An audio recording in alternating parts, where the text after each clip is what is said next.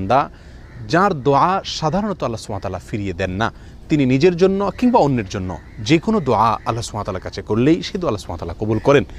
তাকে বলা হয় মুস্তাজাবুদ দাওয়া। সম্মানিত বন্ধুগণ, এই মুস্তাজাবুদ দাওয়া আমরা কিভাবে হতে পারবো, কিভাবে এই সৌভাগ্য অর্জন করতে পারবো যে আমি হাত তুললেই আল্লাহ সুবহানাহু ওয়া তাআলা সেই দোয়া কবুল করবেন, আমার কোনো দোয়া আল্লাহ সুবহানাহু ওয়া তাআলা ফিরিয়ে দিবেন না?